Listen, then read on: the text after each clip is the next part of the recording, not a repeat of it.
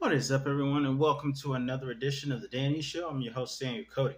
This is where I give commentary and reviews on all things wrestling. And before I get started, I would like to send a special shout out to one of the newest subscribers, Jamie Rodriguez. Thank you so much for joining. That being said, let's get started with the reason I'm here. Because today is the day of the Mayor of Suplex City, Brock Lesnar. Hopefully that was my best Paul Heyman impression. But today is part 2 of my favorite matches of Brock Lesnar. But today is also the day of Sami Zayn.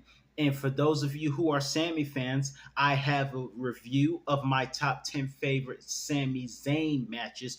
Be sure to check that out. That being said, let's get started with Brock Lesnar Part 2. And at number 10, we start with Brock Lesnar versus the COO, not to be confused with Mercedes and M and AEW, but the COO of WWE, Triple H, at SummerSlam 2012 in their first encounter, as Brock was dubbed the perfect storm, and he proved that. He overcame 2 pedigrees. He went for an F5, and that wasn't enough. But it wasn't until he unlocked the Kimura lock, which unfortunately for Triple H broke his arm for a second time, that made Triple H tap out. And Brock won SummerSlam 2012's main event.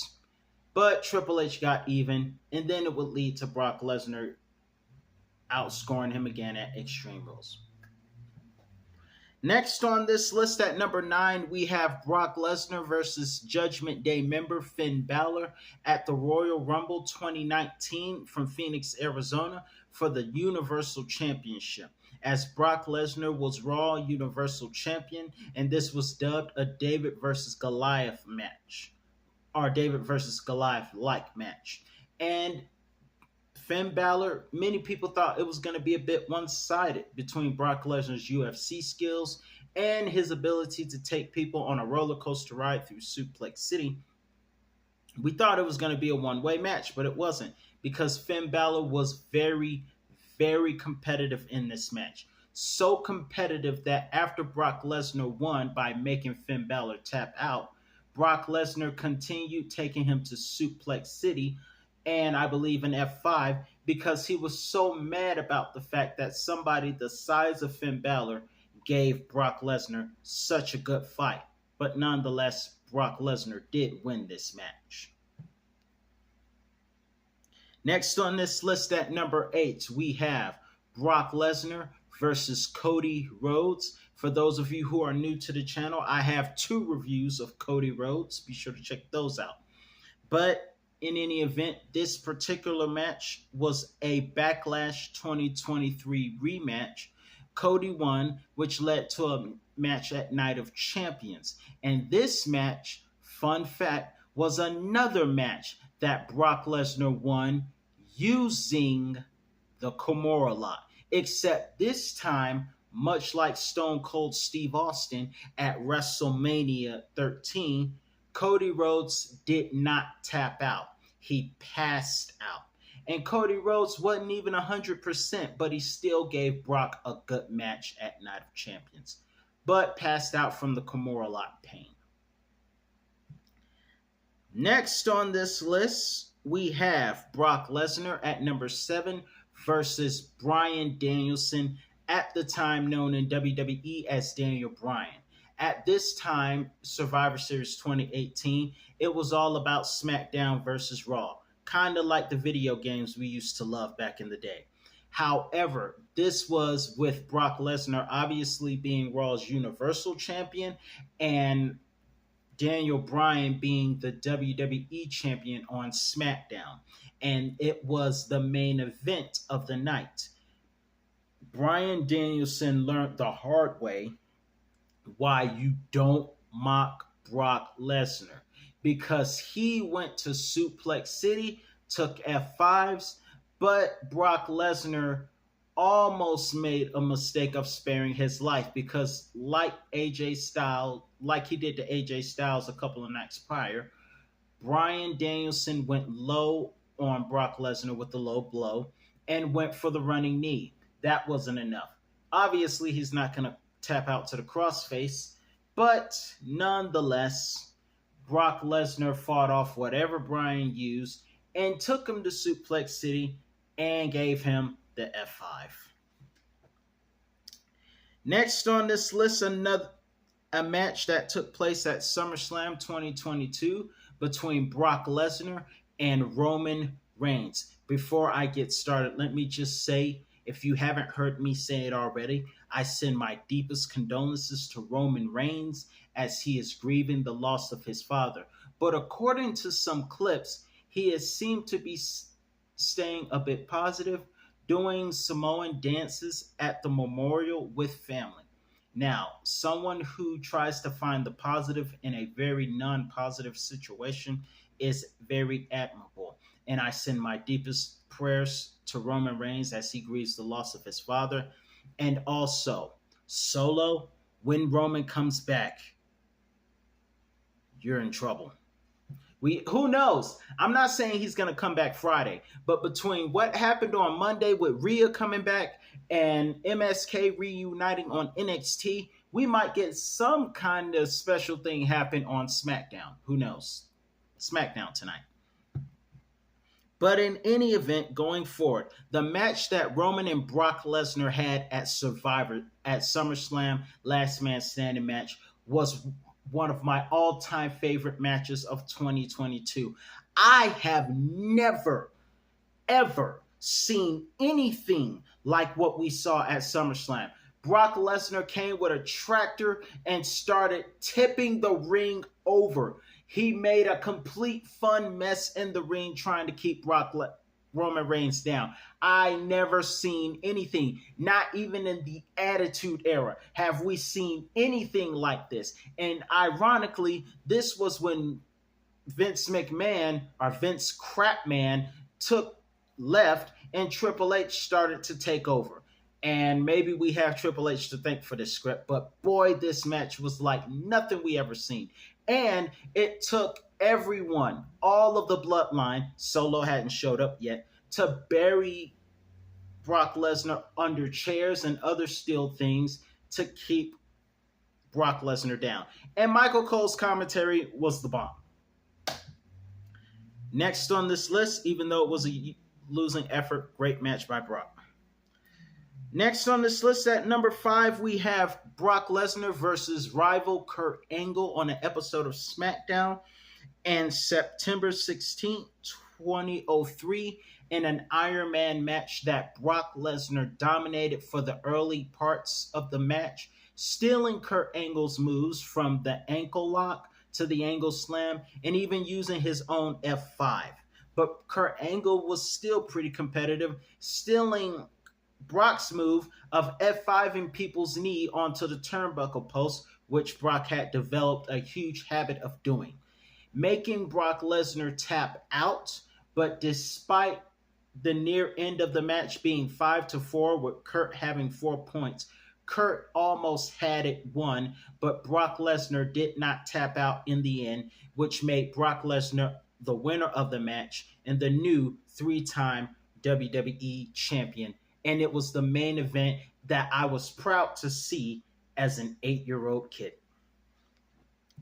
Next, moving forward, several months later, WWE will not acknowledge this match. But at number 4, several months later, or 3 months later, we had Brock Lesnar versus Chris Benoit on an episode of SmackDown, December 4, 2003. This was awesome. Awesome main event of Thursday night SmackDown at the time. Chris Benoit did something that not a lot of people do on SmackDown. Kick out of the F5. And this all came about when Chris Benoit made Brock Lesnar tap out to eliminate Brock at Survivor Series 03. Several days later, we got this match, and it was great. However, unfortunately for referees and Chris Benoit at the time, Brock Lesnar uses chairs, and he used this little stretch move to to hold him up over his shoulders with his leg after attacking his leg.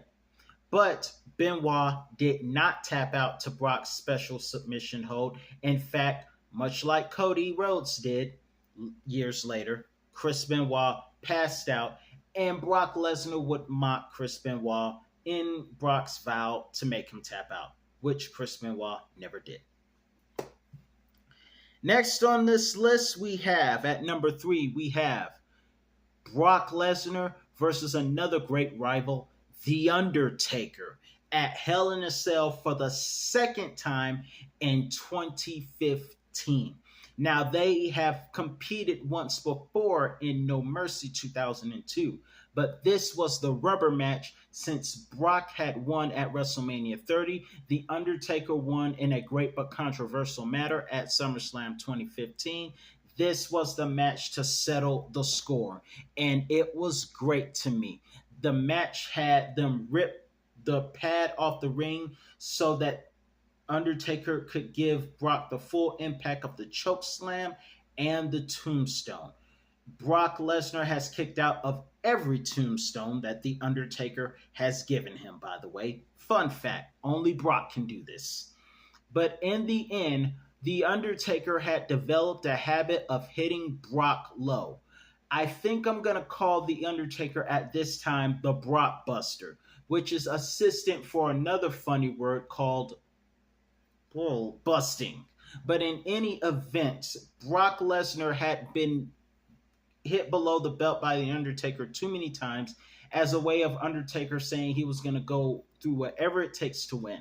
And Brock used it against him as Brock went low, went for the F5, and won the match, settling the rivalry with The Undertaker. Next on this list, earlier that year, we have at number 2, a triple threat match between Brock Lesnar, John Cena, and Seth Rollins at Royal Rumble 2015. This was a great triple threat match. Brock Lesnar won this match, defending his WWE Championship despite having what was told was a broken rib. And that came after Seth Rollins delivered an elbow onto the announce table from the top rope onto Brock. Brock was down, which let John Cena and Seth Rollins fight it out. But after Seth Rollins went for a rolling thunder splash onto John Cena, Brock Lesnar came in and took everybody to Suplex City and finally F5'd Seth Rollins after shaking off 2 headshots with Seth's Money in the Bank briefcase. But Brock Lesnar fought back, gave the F5, won the match, and ironically, Brock Lesnar was considered the fan favorite that night, although technically he was heel. And Suplex City was not officially named yet. But here's a time where Suplex City was a thing.